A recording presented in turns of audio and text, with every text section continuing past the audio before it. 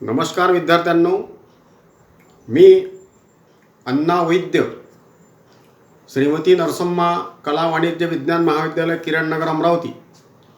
आणि आज आपण BA भाग 1 सत्र 1 संत गाडगेबाबा अमरावती विद्यापीठाच्या सिलेबसच्या प्रमाणे येणाऱ्या परीक्षेला सामोरे जाताना आपल्याला ज्या पद्धतीनं वस्तुनिष्ठ प्रश्न सोडवायचे आहेत, हे संभाव्य वस्तुनिष्ठ प्रश्न कुठले असतील ते आपण मागच्या तासापासून पाहतो आहे. मागच्या तासाला आपण तहान कादंबरीवर कुठले प्रश्न येऊ शकतात हे बघितलं, आणि आता या तासाला आपण अर्वाचीन मराठी कविता या संपादित पुस्तकातील 7 कवींच्या त्या 3 कविता आहेत, अशा 21 कवितांवर कुठल्या पद्धतीनं प्रश्न येऊ शकतात, एक संभाव्य काही प्रश्न आपण समजून घेऊया आणि तशा पद्धतीनं आपला अभ्यासाचा जो मार्ग आहे तो पुढे आपण चालूया. अर्थातच या कविता संग्रहाचा जेव्हा आपण पहिला कवी अभ्यासला, केशवसूत कवी केशवसूतांच्या 3 कविता या पुस्तकामध्ये आपल्याला दिलेल्या आहे. आणि केशवसूतांच्या संदर्भात साधारणतः कोणते प्रश्न येऊ शकतात ते मी तुम्हाला वाचून दाखवतो. असा एक प्रश्न येऊ शकतो की कवी केशवसूत यांचे पूर्ण नाव काय. हा साधा प्रश्न आहे आणि आपल्याला त्याचं उत्तर आलं पाहिजे. कृष्णाजी केशव दामले कोकणातला कवी आहे. कृष्णाजी केशव दामले असं केशवसूता यांचं पूर्ण नाव आहे. आणि मग तुतारी ही कविता कोणाची असा प्रश्न जेव्हा येतो तेव्हा आपल्याला कवी केशवसूत असं त्याचं उत्तर देता येते. कवी केशवसूत यांच्या कवितांमधून काय सूचित होते असं एक 3 कवितांचा केंद्रबिंदू ठेवून प्रश्न विचारला जाऊ शकतो. तर कवी केशवसूत यांच्या कवितेमध्ये किंवा त्यांच्या कवितेतून समाज परिवर्तन, समता, स्वातंत्र्य, बंधुत्व ही मूल्य आणि सामाजिक रूढींबद्दलचा तीव्र विरोध असं केशवसूतांच्या कवितेचा केंद्रबिंदू आहे, किंवा असा आशय केशवसूतांच्या कवितेतून दिसतो, जाणवतो. तुतारी कविता कोणाची, तर अर्थात केशवसूतांची. तुतारी कशाकरता प्रसिद्ध आहे? तुतारी हे जे वाद्य आहे, हे जे इन्स्ट्रुमेंट आहे, याचं काय वेगळं वैशिष्ट्य आहे? तर तुतारीचं एक वेगळं वैशिष्ट्य असं आहे की तिची दीर्घ अशी किंकाळी वजा आवाज तिच्यातून निघतो आणि जो झोपलेला असतो तो खडबडून जागा होतो. आता कवितेत सामाजिक रूढ्या आणि परंपरावर हल्ला करीत करीत केशवसूतांनी नव विचार, परिवर्तनवादी, अर्वाचीन आधुनिक विचार स्वीकारला पाहिजे आणि जुनं सगळं सोडलं पाहिजे, अशा पद्धतीनं या कवितेचा मतितार्थ किंवा या कवितेत केंद्रबिंदू आहे. या अनुषंगाने जी कडवी, या तुतारी कवितेतली काही कडवी येतात, त्याच्या रिकाम्या जागा भरण्यासाठी सुद्धा आपल्याला प्रश्न येऊ शकतो. उदाहरणार्थ, जुने जाऊ द्या, आणि मग रिकामी जागा असू शकते. तर अर्थात जुने जाऊ द्या मरणा लागुनी, असं त्याचं त्या रिकाम्या जागेत आपल्याला शब्द भरता येईल. कवितेची कडवी जर आपल्याला पाठ केली असतील आपण, तर आपल्याला उत्तरं सहज लिहिता येतील. आणि म्हणून अर्वाचीन मराठी कविता या पुस्तकातल्या कविता वारंवार वाचल्या पाहिजे. काही त्यातली कडवी पाठ केली पाहिजे, असं आपण जेव्हा अभ्यासक्रम शिकवला होता तेव्हा सांगितलं होतं. सावध ऐका पुढच्या हाका, असं जेव्हा प्रश्न येतो तेव्हा रिकाम्या जागेत पुढल्या हाका असा आपल्याला शब्द टाकता येतो. प्राप्तकाल हा विशाल भूधर, आणि समोर रिकामी जागा असू शकते. तर अर्थातच काय, प्राप्तकाल हा विशाल भूधर, भूधर ही रिकामी जागा असते. भूधर म्हणजे मोठा दगड. सुंदर रिकामी जागा तयात खोदा, म्हणजे लेणी, सुंदर लेणी तयात खोदा. शूरांनो या त्वरा करारे, आणि रिकामी जागा ध्वज उंच धरारे. तर रिकाम्या जागेमध्ये समतेचा ध्वज, असं. केशवसूतांच्या तुतारी कवितेतून कोणता संदेश मिळतो असा प्रश्न येऊ शकतो. आणि अर्थातच काळानुसार समाजाने परिवर्तन स्वीकारले पाहिजे, आणि जुन्या कालबाह्य रूढ्या संपविल्या पाहिजे असा संदेश तुतारीतून येऊ शकतो, केशवसुतांनी दिला आहे. नवा शिपाई ही कविता कुणाची? अर्थात त्याचं उत्तर केशवसुतांची. नवा शिपाई म्हणजे काय? तर नवीन विचारधाराचा, नवा बदललेला परिवर्तनवादी विचाराचा शिपाई अशा अर्थाने कवी स्वतःला शिपाई म्हणतो. सर्वांशी समतेनं वागणारा असा जो कोणी असेल तर तो नवा शिपाई असं स्वतःला कवी म्हणतो. शिपाई कसा आहे? या कवितेतला शिपाई कसा आहे? तर तो कोणत्याही जातीपातीचा नाही आहे. तो नव्या परिवर्तनवादी विचाराची कास धरणारा आहे. त्याला सर्वत्र सगळीकडे सारखीच माणसं दिसतात. जातीभेद, विषमता, माणसांमधली दुही त्याला नको आहे. त्याला विषमता किंवा भेदभेद मान्य नाही, असा एक नवा शिपाई आपल्याला दिसतो. रिकाम्या जागा भरा असं या कवितेतली प्रश्न येऊ शकता की नव्या मनुतील नव्या दमाचा मी रिकामी जागा आहे. तर अर्थात शूर शिपाई अशी त्याची रिकामी जागा भरते. मळ्यास माझ्या कुंपण पडदे न मला साहे कोण मला रिकामी जागा आणू शकतो ते मी पाहे वठणीवर असा त्याचा अर्थ. किंवा पूजी तसे मी कवनाला तर पूजी तसे रिकामी जागा मी आपण आला. अनेक पद्धतीचे प्रश्न येऊ शकतात. आम्ही कोण नावाची कवी केशवसुतांची तिसरी कविता अभ्यासक्रमात समाविष्ट आहे. आम्ही कोण ही कविता कुणाची? उत्तर केशवसुतांची. आम्ही कोण मधून कवी केशवसुत यांनी स्वतःचा परिचय कसा करून दिला आहे? उत्तर कवी म्हणून समाजात काय कर्तृत्व असते याचा परिचय कवीने या कवितेतून करून दिला आहे. आम्ही देवाचे रिकामी जागा आहेत लाडके. पुढे कवी म्हणून आमच्या कृतीतून सदैव काय पाझरते असे केशवसुत म्हणतात. तर कवी म्हणून आमच्या कृतीतून सदैव अमृत पाझरते असं कवी केशवसुतांना वाटते. आम्हाला वगळा रिकामी जागा झन होतील तारांगण म्हणजे गतप्रभ होतील तारांगणे असा त्याचा अर्थ. या विश्वात कशाच्या भरोशावर कवी लीलया प्रवास करू शकतो? तर अर्थात या विश्वामध्ये कवी प्रतिभाशक्तीच्या भरोशावर सहज प्रवास करू शकतो असं त्याचं उत्तर येईल. आधुनिक मराठी कवितेचे जनक कोण?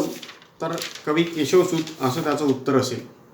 असे कवी केशवसुतावर अनेक प्रश्न येऊ शकतात. पुढचे जे कवी अभ्यासक्रमात आपण शिकलो त्यांच्या 3 कविता आपण समजून घेतल्या. ते बासी मर्ढेकर.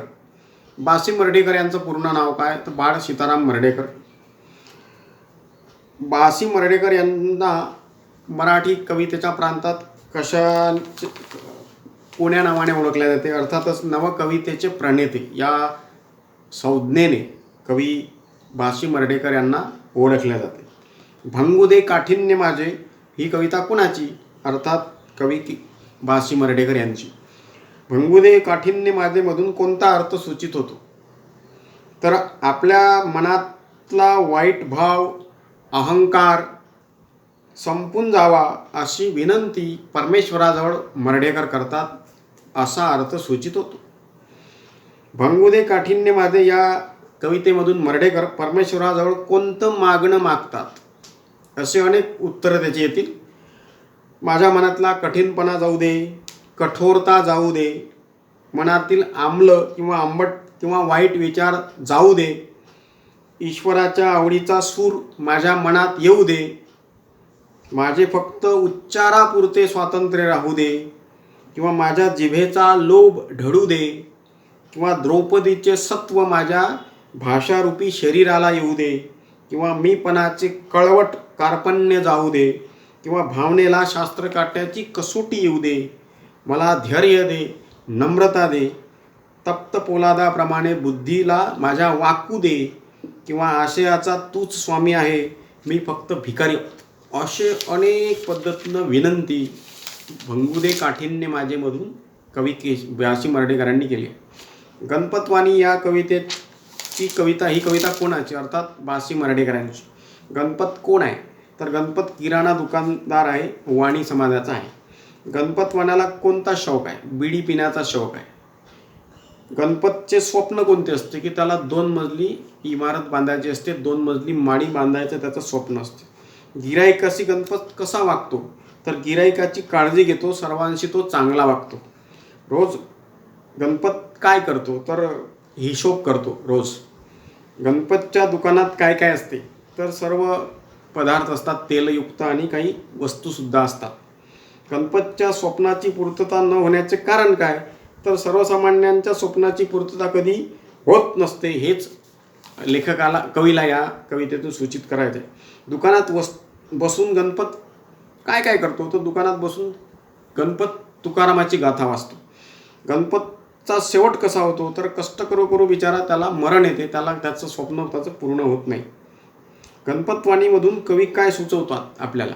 तर गणपतवाणी या कवितेतून बाशी मर्ढेकर आपल्याला सर्वसामान्य माणसाचं स्वप्नभंग कसं असतं, तो कसा पूर्णत्वास जात नाही त्याचं स्वप्न, हे सूचित होते. रिकाम्या जागा भरा असा प्रश्न येऊ शकतो. आणि मग गणपतवाणी बिडी पिताना रिकाम्या जागा चावायाचा नुसतीच काळी. स्वप्नावरती धूर सांडणे क्वचित बिडीचा वा पंथीचा, मिनमिन जडत्या आणि लेटणे वाचित गाता रिकाम्या जागा श्री तुकयाच्या, वगैरे वगैरे. ह्या गंगेमधी ही कविता कोणाची असा पुढचा प्रश्न येऊ शकतो? बाशी मर्ढेकर यांची. या कवितेमध्ये कोणता आशय सूचित झाला आहे? तर अद्वैततेचा किंवा माणसाच्या अंतिम समयी त्याच्यातील बदलांचा आशय सूचित झालेला आहे. अर्ध्या हाकेवर काय उरला आहे? तर बुद्धगयेचा पिवळा वारा उरलेला आहे. अशा सुरात भरली टिटवीच्या सुरात काय भरली आहे? तर मृत्युंजयता भरलेली आहे. असे अनेक प्रश्न येऊ शकते. पुढचा 3 क्रमांकाचा कवी आहे बाभ बोरकर. बाभ बोरकर यांना कोणत्या नावाने ओळखल्या जाते? सौंदर्यवादी जाणीवेचे कवी म्हणून अर्वाचीन मराठी कवितेत त्यांचं नाव लौकिक आहे. जीवन त्यांना कळले हो ही कविता कुणाची? बाभ बोरकर यांची. कवी बाभ बोरकर यांच्या मते जीवन कुणाला कळले आहे? तर ज्याच्या अंतःकरणामधून मीपणा, अहंकार संपला आहे त्याला कळला आहे. अहंकार ज्याचा गळून पडला त्याला जीवन कळलं आहे. जळापरी निर्मळ मन कुणाचे असते? तर संत आणि सज्जन माणसांचं स्वच्छ पाण्याप्रमाणे मन असतं, असं त्याचं उत्तर आहे. आपत्काळी गरजूंना जे मदत करतात कवी त्यांना काय म्हणतो? तर जीवन त्यांनाच कळले जे गरजावंतांना मदत करतात, असे कवी म्हणतो. दुरीत जयांच्या दर्शन मात्रे मोहित होऊनी जडले हो या ओळीचा अर्थ काय? तर ज्यांच्या दर्शनाने अज्ञानी व्यक्तीचे अज्ञान दूर होते व अशा सज्जनांनाच जीवन कळले असे कवी सूचित करतो. माझा लोभस हा इहलोक हवा ही कविता कुणाची? अर्थात बाभ बोरकर यांची. कवी बाभ बोरकर यांना कोणत्या गोष्टी हव्या आहेत? कवीला स्वर्गसुख नको आहे, परंतु लौकिक जगामधले जगणे कवीला पसंत आहे. पुढचा प्रश्न येऊ शकतो की बाभ बोरकर यांना शंतनूकडून काय हवे आहे? तर शंतनूकडून मोह हवा आहे. कवी बाभ बोरकर यांना ययातीकडून काय हवं आहे? तर देह हवा आहे. इंद्राकडून काय हवं आहे? भोग हवा आहे. मार्क्सकडून अर्थ हवा आहे. फ्राईडकडून काम हवा आहे. गांधीजींचा त्यांना राम हवा आहे. दिव्यत्वाचा हव्यास कवीला आहे. लक्ष 84चा प्रवास कवीला करायचा आहे, अशी मनीषा कवीने या कवितेतून व्यक्त केली आहे. मज रिकामी जागा ही कविता काय सूचित करते? म्हणजे इहवाद सूचित करते की भौतिकवाद सूचित करते? जीने गंगोघाचे पाणी ही कविता कोणाची? बाभ बोरकरांची. नाही पुण्याची मोजणी, नाही रिकामी जागा टोचणी पापाची. कशाचा न लाग बाग, कशाचा ना पाठ लाग या ओळीचा अर्थ काय? तर कोणत्याही गोष्टीच्या मागे न लागता शांतपणे आयुष्य जगणारे ते संत सज्जन होत ज्यांना कशाचीच इच्छा अपेक्षा नसते. धन्य निर्माल्याची कळा या ओळीतून बोरकर यांना काय सुचवायचं आहे? तर मृत्यूनंतर जे अजरामर राहतात अशा संतांचं आयुष्य किती महत्त्वाचं आणि मौल्यवान असते ते सूचित करायचं आहे. कुसुमाग्रजांच्या 3 कविता अभ्यासक्रमात आहे. कुसुमाग्रजांचे पूर्ण नाव काय? तर विष्णू वामन शिरवाळकर. कुसुमाग्रजांच्या कवितेमधून काय सूचित होते? तर अहंकारी सत्ता, उन्मत्त सत्तेचा विदारक अंत सूचित होतो. अहि नकुल ही कविता कुणाची? कुसुमाग्रजांची. अहि म्हणजे काय? सर्प. नकुल म्हणजे काय? मुंगूस. वातावरणामध्ये विषारी आग कोण ओततो? सर्प ओततो. नाक कसा प्रवेश करतो? तर वळसे घालीत फणा उभारत. आपटत. कवीने सापाचे वर्णन करताना कोणत्या प्रतिमा वापरल्या? तर वीज आकाशातून कोसळावी तशी चमचम त्याच्या अंगावर आहे. तलवारीची चमकदारपणा त्याच्यात आहे. अहंकाराचं जरतारी वस्त्र जसं चमचम करते तसा तो दिसतो.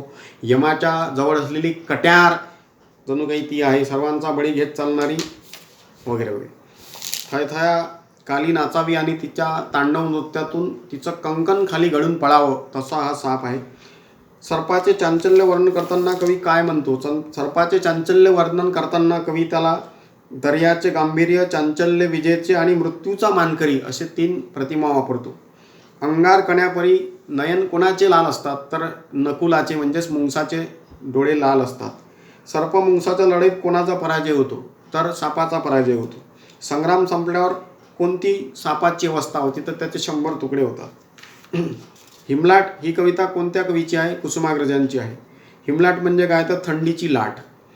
हिमलाट या प्रतिमेतून कवी काय सूचित करतो? की जगावर आलेली भांडवलशाही सत्ता सूचित करतो. हिमलाटेचे परिणाम कुणावर होतात? गरिबांवर होतात, गरीब देशावर होतात. कडकडून भुकेची लाव पडावी तशी हिमलाट कुठे हल्ला करते? तर गरिबांवर हल्ला करते. हिमलाट रूपी भांडवलशाहीला परतून लावण्यासाठी कवी काय करायला सांगतो? तर सर्वांनी एकत्र येऊन चळवळ उभी करून हिमलाटेला आपण परतू शकतो असं कवी सूचित करतो. आगगाडी आणि जमीन ही कविता कुणाची? कवी केशवसूत यांची. जमीन आक्रंदन का करते? कारण का जमिनीच्या अंगावरून आगगाडी जाते म्हणून ती आक्रंदन करते. आगगाडी व जमिनीने आक्रंदन पाहून काय म्हणते? आगगाडी जमिनीला तिचे आक्रंदन पाहून भेकळ म्हणते. उद्दाम गाडीचे दुर्बळ आणि भेकळ हे वचन ऐकून जमिनीला काय परिणाम होता? जमिनीला राग येतो, ती थरथर कापते आणि भूकंप होतो. रिकामी जागा भरा येऊ शकते. इंदिरा संत या कवयित्रींच्या 3 कविता अभ्यासक्रमात आहे. मृण्मयी ही कविता कुणाची? इंदिरा संत यांची.